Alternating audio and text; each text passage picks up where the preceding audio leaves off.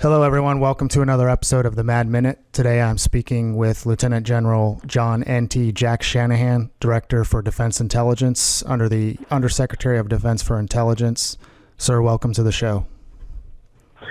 Pete, glad to be with you for the show, so thanks for having me. No problem, sir. As you're pretty familiar with the format of the Mad Minute, we try to encapsulate a lot of information into a short podcast. I'm going to go ahead and jump right in, sir.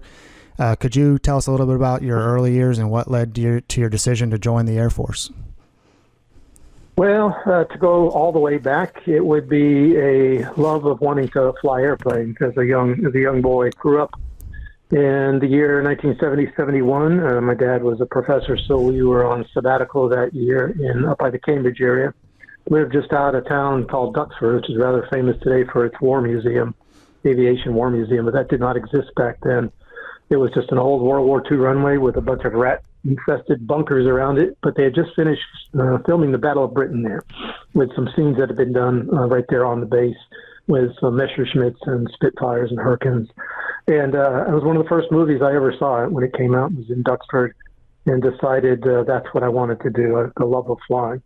And that's what started me on the path, but when a lot of things changed over the years, and the desire to keep serving, to keep leading, get an opportunity to command five different times has kept me in. But when go back on the flying part, that's really one of the motivating factors was just this seeing the Battle of Britain and seeing the aviation scenes in that just sparked an interest in me, which I've kept throughout my career. That's amazing, sir. So let's stick with fighter planes real quick. I remember one time. Kind of full disclosure, I did work for Lieutenant General Shanahan for almost 2 years. You had said to me, Pete, what do you think of the F-4? And I said, sir, I love it. And we got a chuckle out of the crowd, and it sounded a little bit, like a suck-up thing, which is fine, but we didn't have the time. I'll tell you now, the F-4 was literally, I really do love it. It was literally the first model airplane I ever built. So along that line, do you have a favorite fighter aircraft? Well, I loved the F-4, but it had its drawbacks. It was an old airplane by the time I started flying. Well, I say today that I started in the F-4, and the typical F-4, and the typical response to people, wow, you're kind of old. It wasn't that old. So I spent generally from the first 9-10 years of my career flying the F-4, D, G, and E. So the Wild Weasel time when I was stationed in the 90th Attack Fighter Squadron, Wild Weasel Squadron out in the Philippines. A really interesting mission, fascinating mission of going after surface-to-air missile sites. But after my time there, went to Seymour Johnson Air Force Base in North Carolina and was in the 334th Fighter Squadron, the Eagles, the Fighting Eagles, the last squadron to convert from the F-4 to the F-15E. So I converted to the Strike Eagle in my remaining time at Seymour. Yeah, I love that airplane. Whatever was not working as well as it should have in the F-4, they fixed in the F-15E.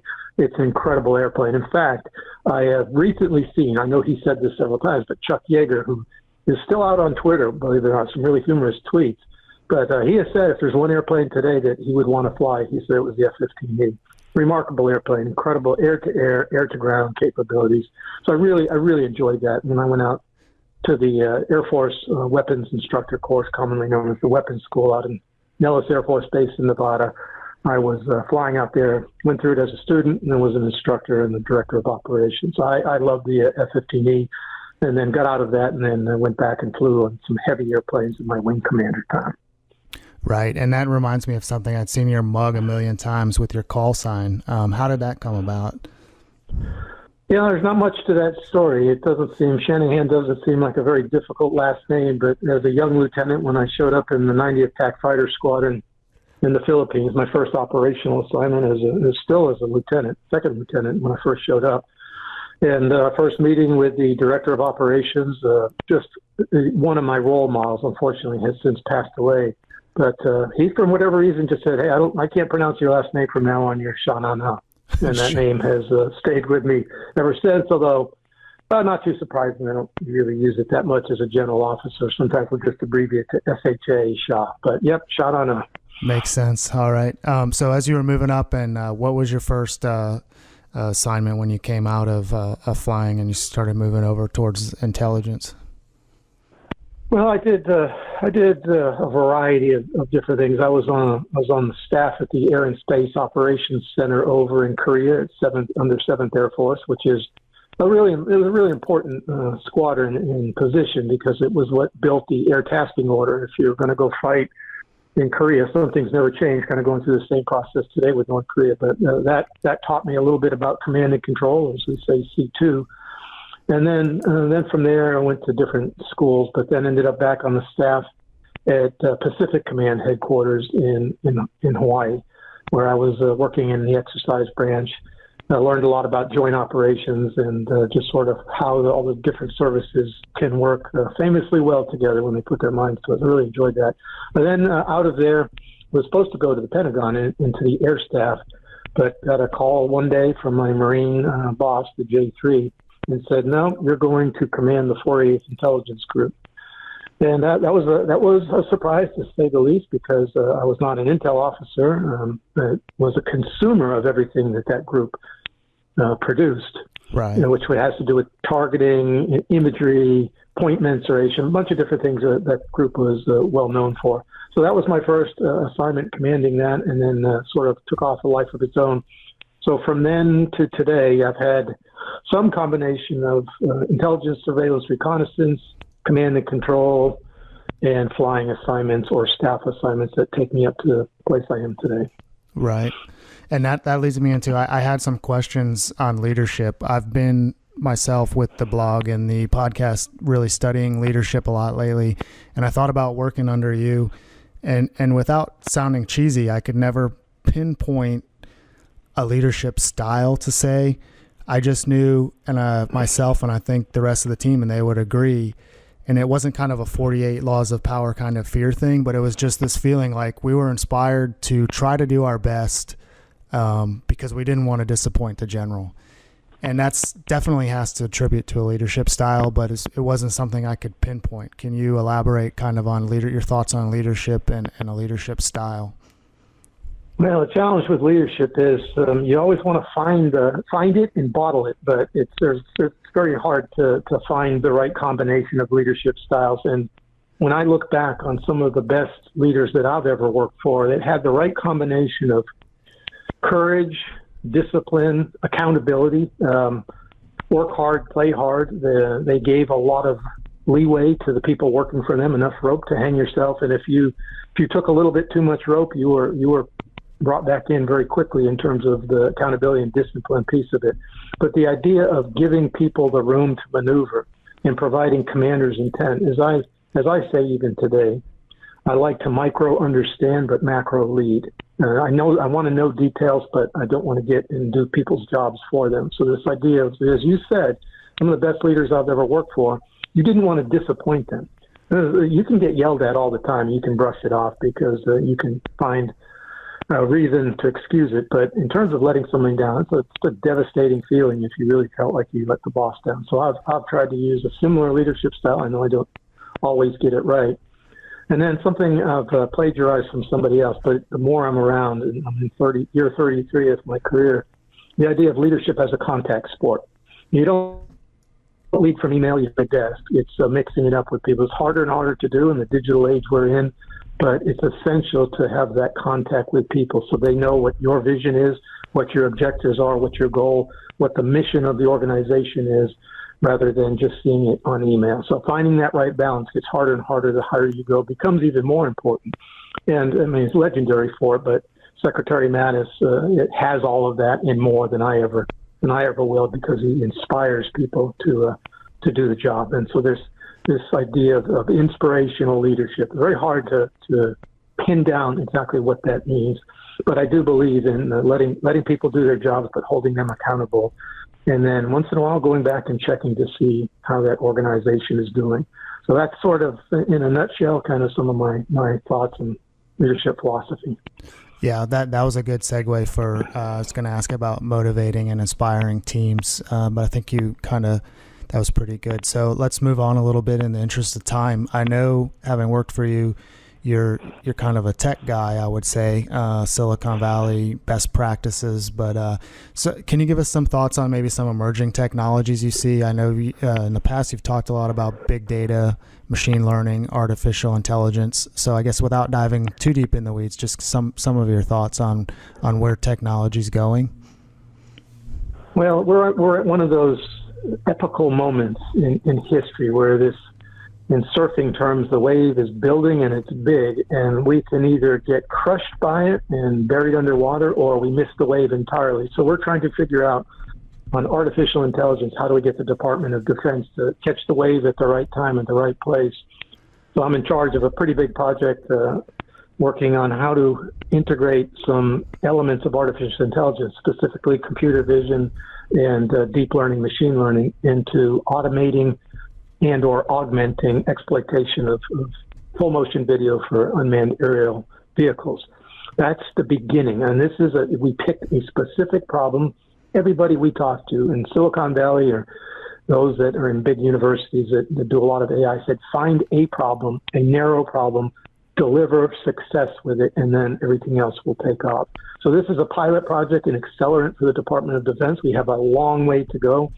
I don't claim to be an expert, but I'm spending a lot of time trying to learn about artificial intelligence and where we're going, where the department needs to go with it. And I have, of course, as you know, an incredible team led by a Marine colonel who is making this happen. It's not me. I give him all the room to go, and he's remarkable results that we have. So that's where we are right now. We know the department needs to do it. The department is years behind industry in this area. It's not even comparable to say where industry is versus where we are in terms of Silicon Valley. But we're trying, and we're going to deliver results by the end of this year to some warfighter capabilities, and I expect the department will really begin to take these capabilities on with gusto after that. Yes, sir. Along those lines, though, are there any kind of websites or blogs that you find particularly useful for staying current on those topics?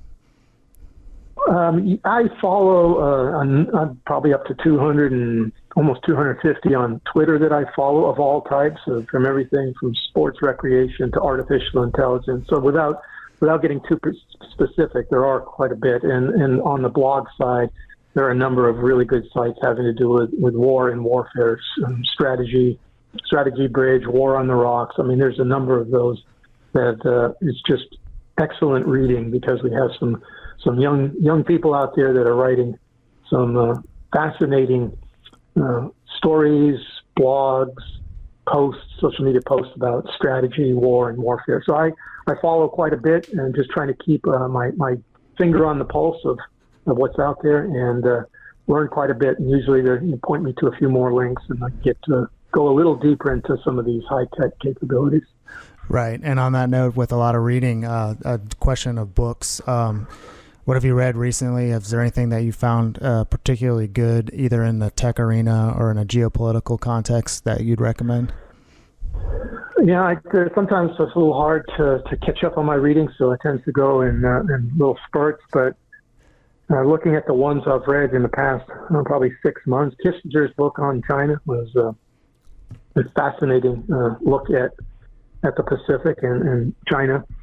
One on the tech that combines the tech with almost a philosophical approach to artificial intelligence is Gary Kasparov's deep thinking about when he got beat by Deep Blue, and as he's thinking about human-machine teaming. Now, it really is an interesting book, and he's still very active out there, and I think he's about to pick up chess again here in about a week. Walter Isaacson's The Innovators, about how Silicon Valley got started, how innovation took off, how you had this right combination of relationships between industry, academia, and the military, not a military-industrial complex, but really core, deep innovation by a small group of people that sparked the beginning of Silicon Valley. Destined for War, Graham Allison's latest book, which is, again, really deep insights into the Thucydides trap and what the U.S. relationship with China would be.